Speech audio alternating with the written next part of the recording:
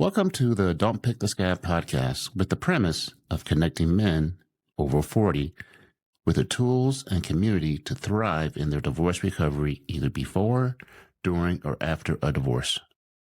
Welcome back to the show, everyone. Today we have a truly inspiring guest who not only survived a traumatic divorce, but has emerged stronger and more successful than ever.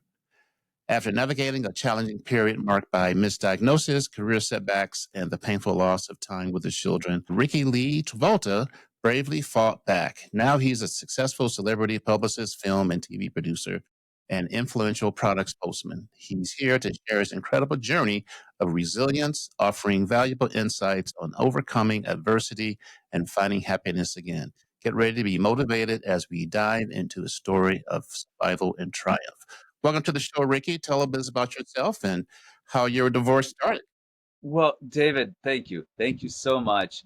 And thank you to your viewers for inviting me into your lives for a short time and to get to share. Because in marketing, they call me America's friend. And it's really, I just like to be people's friends. So, David, I love talking to you. And, I survived an awful divorce. That's what it comes down to. Short story. I had an awful divorce, but there's a good thing in every experience. And, I have a beautiful son from that divorce. I wouldn't have my executive career if it hadn't been for my marriage to Sonia. She was the one who said, "You're working the wrong jobs. You can do this." And with it, I think I went from working just awful jobs to being a top executive, part owner of a company in less than a year because she pointed it out. And so terrible divorce, awful divorce. I mean, I was physically attacked, my money stolen, my reputation attacked. But guess what? I still love her. I still value the things that she brought into my life. And that's part of the survival story that I think that I would love to focus on with you, David, is survival. So what was the turning point that shifted your mindset from feeling like a drooling zombie to becoming a survivor? Well, the drooling zombie was literally getting the right psychiatric provider. Because they looked at the medical records. Before that, I was misdiagnosed at a hospital I went to the hospital, a top executive, part owner of Empire Today. I made it the #1 flooring company in the nation. I went to the hospital unconscious due to factors of the divorce. It was a very abusive divorce. I was in a lawsuit with Empire Today, very abusive lawsuit. The HR department was emailing things, reprogramming their phones to say suicide hotline, very abusive. And then my father is a registered convicted sex offender, and he actually flew out and he did that to me that day. And so I went to the hospital unconscious, and the hospital talked to loved ones. I always assumed that meant my fiance. Turns out we found out later it was relatives who hadn't talked to me in decades.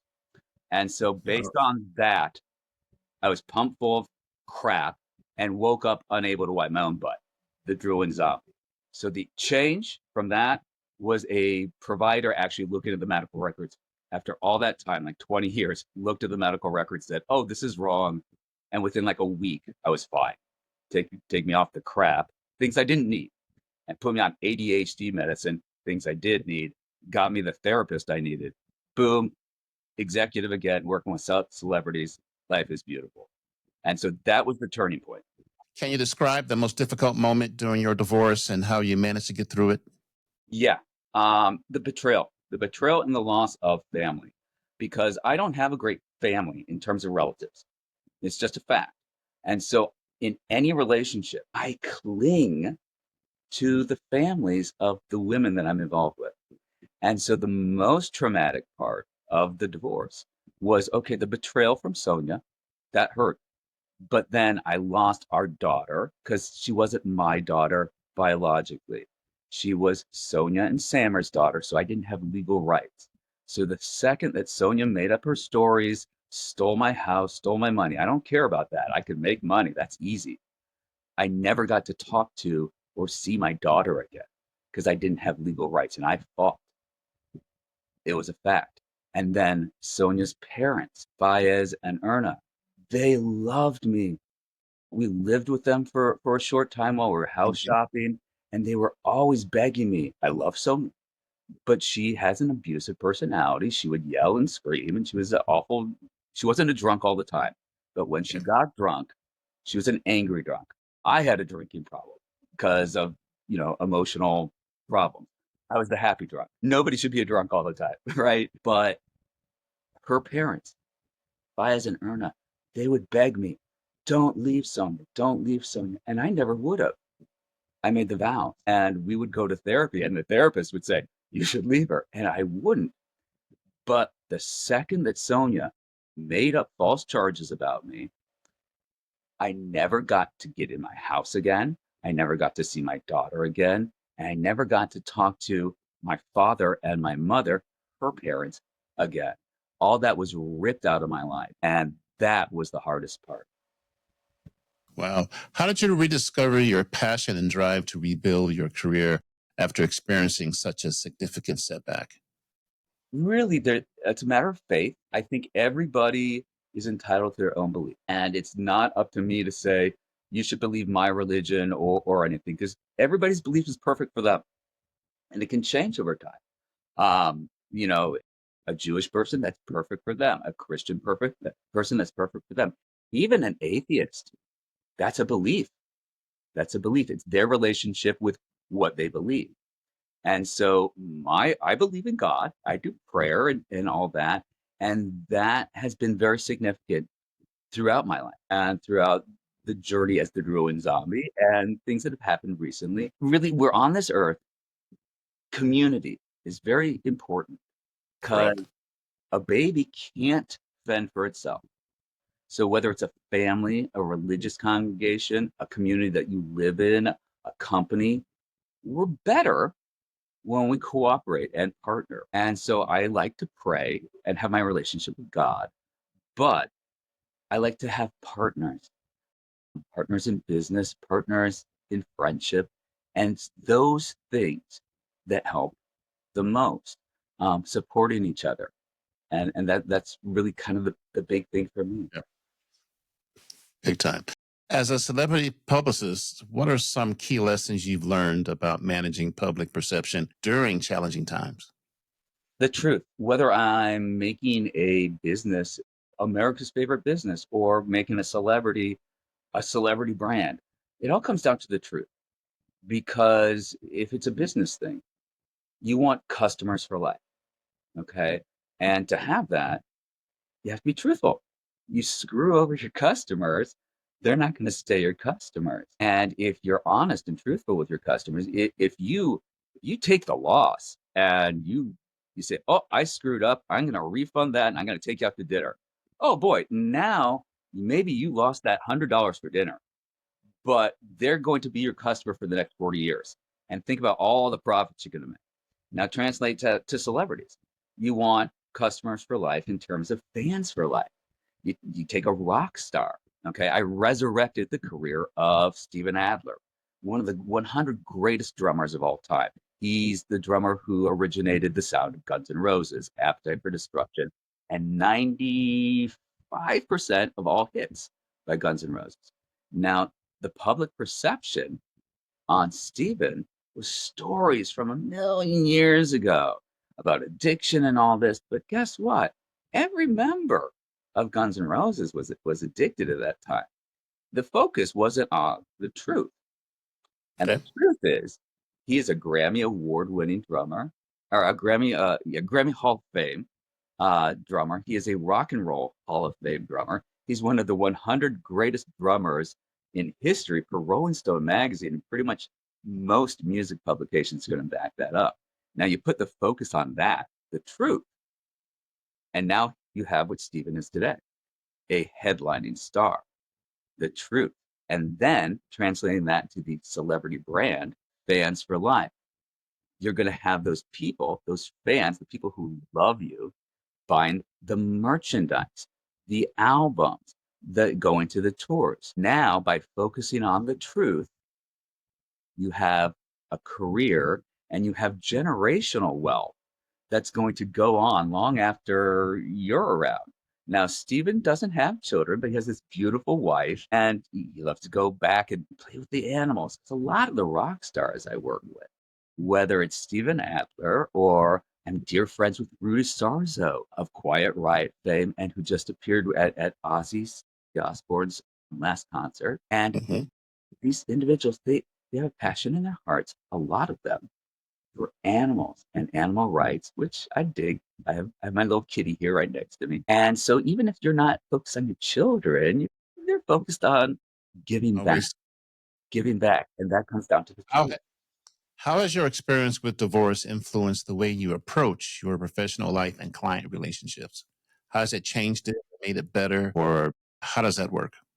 I think the biggest thing that I learned with my divorce from a Ricky perspective is terrible divorce. And we had this beautiful son, Valentino, who is now he's starting a comic book publishing company, Bunley Comics, out there in California. And as a young man, I mean, he was like 3 years old when all this happened. Hmm. And I could have hated Sonia. Boy, she did awful things. And then Tino would have grown up with this awful situation of his parents hating each other. And that's not what a parent needs to do. They need to put the kid first. And so I made a decision to just forgive Sonia for everything so that Tino could have a beautiful life. Okay. So how does that translate?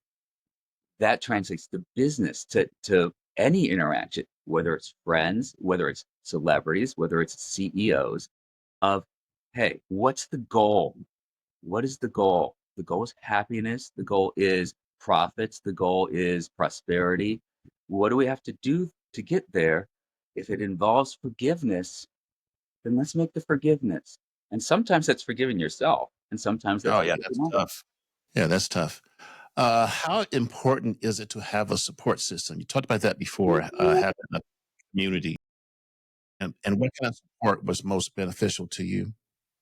David. Support is like the biggest thing. I've been through some recent challenges. I don't want to get into that because then we gonna get into sidetrack. Hmm. And the hardest part was not having my friends because some lies were told about me. And without the chance to defend myself, all those friends who I'd done all these things for wouldn't even pick up the phone. The support Wow. was gone. Man, that was hard. So I had that relationship with God. I had my relationship with Joanne Deal, who is an executive in Hollywood Celebrity Endorsement Partners, one of my companies. Sharon Travolta across the pond in the UK, and Hugh over across the UK. Very important. But a lot of my supports were gone. Hmm. And so that's recent, going back to the divorce, because that's what we're focused on. Therapist. I made sure I had a good therapist always. And a lot of people are embarrassed or they think, oh, Big time. therapist is a bad word. No, no, no, no, no. Therapist is like a man, it's like a holy word, man, because it it helps you. It helps you Hmm. just to talk. And if you got a good therapist who you can work with and get advice, great. But even if it's a bad therapist, you can just talk. Having that relationship, it helps. Wow. So, what role did counseling play in your healing process, and what should people look for in a good therapist? Well, the big thing is, first of all, realize that a lot of what you're going to realize Okay. is from yourself. In my case, a lot of times I would kind of analyze and say, is that right? And my most recent therapist, Jacqueline McCammer of Geode Health, she was really, really great. We had to separate ways because of some illegal activity by my relatives. But up until then, Jacqueline was fantastic. And those relatives were saying these awful things. They were saying I was a heroin addict. I've never done heroin in my life, just awful things. And so I would ask her, I said, okay, Jackie, these the landers, these relatives, they're saying I'm crazy, I'm a heroin addict. Am I crazy? You talk to me every day. She would say, no, you're not. And that's the big thing is that reflection, the honesty. And even bad therapists, like I said, you can find a way to use it. Use your tool. But if you can find that connection, man, It adds to your soul. It adds to your life, and it adds to your happiness. And that's what we're all here for, is be happy and then share that happiness. My little friend is going to come over and say hi. She's I guess not. How did you manage to stay positive despite facing numerous obstacles and challenges? Well, having a little friend like this is Sweet Babu. She's a camera All right. hog. But I got this saying, man, there's always reasons to cry. Oh boy, there's always reasons to cry. But if you find that one reason to smile each day, it's gonna be a lot better. And so it's internal. It's internal. You got to find the reason to smile, but it's also okay to cry. That's healing. That's healing. It's really good to have a hug afterwards, whether it's a little friend like this, or a friend, longtime friend. Sometimes, sometimes it's a stranger who hears your story and just relates to it. Um, the unfortunate thing is a lot of times the places you're going to find those people are in a bar. And I have no problem with people who drink. I All can't. right. I abuse it. I don't drink. Now I can go to a bar socially and not be tempted. Most of the people there are going to be drunk. And so not necessarily the greatest people for me in terms of strangers. And so I guess if I had advice on this, it's find the social interaction. If you don't have the friends, maybe AA if you're struggling with addiction, or a community therapy kind of thing, finding ways to connect to people because we need connection. That's where we're all happiest. There's this great film, David. I love films. I'm not saying I produce great films. I produce kind of awful films, honestly. I shouldn't say that. I produce not the highest budget films. I produce a lot of horror films, but I love great films. I've had the chance to work with some great artists. And Tom Hanks, Academy Award winning actor, and he starred in a film called Castaway, a man stranded on an island. And you look at the psychiatric deterioration he goes through of being alone. And you can be alone in a basement. You can be alone in the middle of a city if you're not getting that interaction, talking to people, sharing with people. That helps. And one of the things we're trying to do with Entertainability Group and Hollywood Celebrity Endorsement Partners is there's suicide hotlines. But not everybody is suicidal. Sometimes you just need a friend.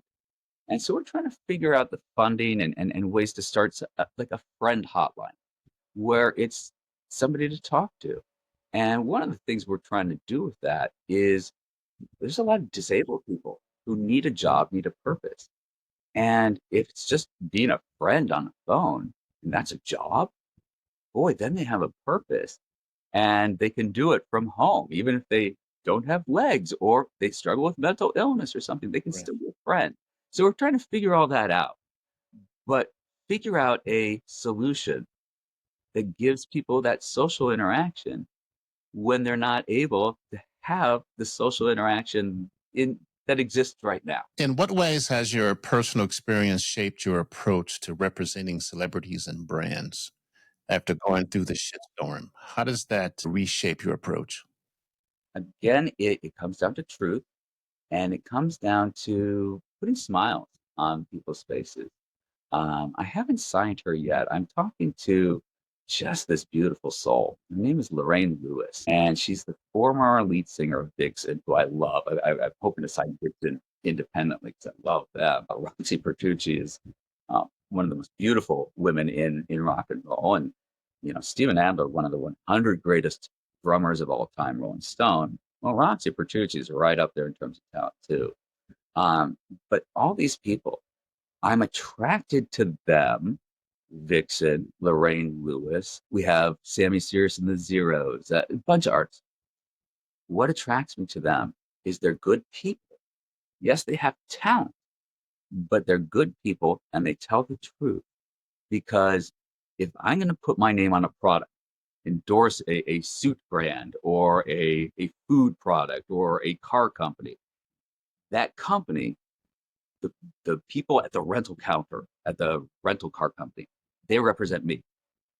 So they have to tell the truth because they're representing me. Same thing with an artist I represent. If I sign Lorraine Lewis, if I sign Vixen, any of these artists, if they go out on tour and they treat the fans awful, that reflects me.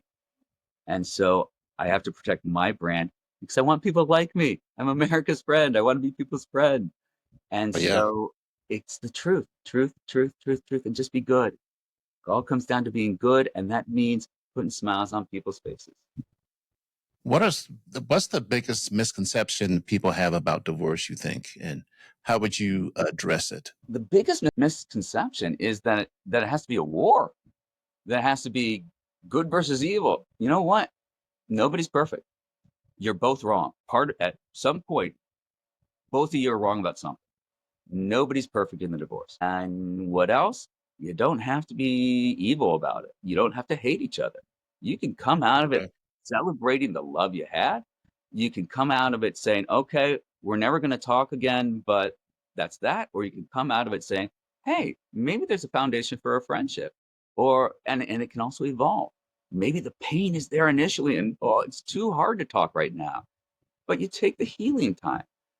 The misconception is that it's awful forever, and it doesn't have to be awful at all. You acknowledge that it didn't work, and then Yep. focus on solutions in business, in life, whether it's celebrities, whether it's I make $1 billion brand, whether I make a huge celebrity, whether I make a celebrity brand, whether it's a relationship with a girl I meet, whether it's a relationship with a kitty. It's all about solutions, focusing on happiness, focusing on profits, focusing on doing good. And is doing good hating somebody? My personal opinion, I don't think so. I think doing good, even for yourself, is focusing on the positive and Right. on solutions. Well, how did you learn to forgive, and what impact has forgiveness had on your life? Because that was one of the big things for me. Forgiveness is tough. Forgiving yourself, forgiving them, the the whole enchilada. Yeah. I'm gonna give you the short answer on that. And that for me, I had to focus on my son. And that made me realize, okay, in order for him to have a good life, I have to forgive Sonia. Now I expanded that to learn in business and in life. So that was a great lesson. But David, I want to turn this around. I've been babbling about what I think. Hmm. David, you have been through all this. You have had these amazing lessons, and that's why you are the amazing host of this program. What about you? Can I ask you the same question? About forgiveness. Yeah, what did you learn? Forgiveness was one of the last mountains I had to climb, and it was a little bit like a year later. And I tell people the story that I was at a Chili's, not a Chili's, on the border, Okay. and I was with my divorced friends, and on a Friday, and I said, "Man, I forgive her." So like I texted her, I got my phone out, and I said, "I forgive you, and no need for a text back." Man, she blew up my phone for a month. Ricky, she didn't let it go. I said, "Hey, no need for a discussion." Yeah, so that was me. That was my thing. Like it came on me all of a sudden at a happy hour, and once you let it go, that is so cathartic. Now, You let know, me ask you, I got to follow that up. She blew up your phone. Did she blow up your phone in a good way, saying, "Oh, I get it," or did she blow it up and like, "Oh, no, no, no, no, I want to keep fighting"? How did it blow up? I think it was something in the middle. It was more, "Why you forgive me? Why? Tell me more. Tell me, I'm done," because we didn't talk. Mm, I wanted to text it and be done. That's all I wanted. So that was the point. She wanted more, or why I forgive her and have a discussion. That wasn't my deal. So my forgiveness was like mic drop. Boom. Yeah. I'll tell you something that I've learned in business, whether it's working with celebrities, whether it's making $1 billion brands, and something you just said, it's communication. And there's a lot of tendency, especially with text, to do a one-way communication. Say, this is it, boom. And then maybe you said the wrong thing. Maybe you even said like facts that aren't facts. And if there's no communication, it just spirals into hate Yeah. or disinformation. I love communication. I'm high functioning autistic. I have to ask questions in order to really understand. And by doing that, that's how I have great personal relationships. And that's how I'm able to have business success is communication. And it's also being open to the idea that maybe I'm wrong. Maybe I'm the one who's wrong. And if you communicate, Correct. you can figure it out. Very interesting. Yeah. But yeah, there was no room for communication. Yeah. That was just me. What are some of the most important lessons have you learned about relationships from your experience? Mm, Not just divorce, just relationships, doing business. okay. And I'm going to piggyback on what we were just talking about communication. And sometimes it's not the right time. There's an environment and an atmosphere for Hmm. everything. And sometimes, as much as you want to talk, the other party isn't going to be ready. If it's your ex-wife and you know she's going to be screaming when you call and you want to have a conversation about the kids, don't make that call. As much as you want to talk about the kids, it's not going to get the result because she's going to answer the phone screaming. And that in business, one of the great examples, I paid a lot of money for this. I'm going to throw it out free. Is if the phone is ringing and it's the most important call that you're ever going to have in business, and you have to answer that call because it's going to be the $1 million deal, and the baby's crying in the next room, and stress is going crazy. Don't answer the call. Don't answer it. It doesn't matter. That's the most important thing. You go take care of that baby, and in 10 minutes, when that's all done, you call that client back and you say, Yeah. "Hey, I'm sorry. I had a family emergency." Because statistics, David, if you had answered that call, 100% chance the deal is below. Statistics, done. Now you take care of the baby and you make that call back. Statistically, now at least you have a chance at the deal. And the fact that you're being honest and you're saying, hey, family is important. Well, family is important to most people. And the fact that you respected that potential client's time, that you didn't waste their time by getting on a call that was going to just end in disaster. Now they're going to have respect you as a business person. So now Correct. statistics, now you have a really good chance of landing that deal. So reality, accept reality. Don't answer the phone if it's an awful situation. Don't make the call if it's an awful situation. Accept reality. And sometimes, David, sometimes you don't have the perfect choice. Sometimes it's the crappy choice versus the really crappy choice. But if you don't choose the crappy choice, then you by default get the really, really, really, really, really crappy choice. So make the choice for the crappy choice because it's better than the really, really, Okay. really, really, really crappy choice. Reality, man. So I've heard you say choices, communication, quite a few things doing this podcast. This has been interesting. This is way different than I thought it would go, but yeah, that's pretty cool. Where can the people find you on the internet? How can they find you? And Okay. I'll put the connections on the show notes. Groovy. Track me down on LinkedIn because we have this guy. He's like he attacks me on social media. He loves to attack my Facebook page.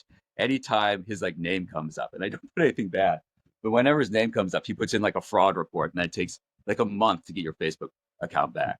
So Hmm. LinkedIn, find me on LinkedIn. It's Rikki Travolta on LinkedIn, and but our company website is Celebrity Endorsements US.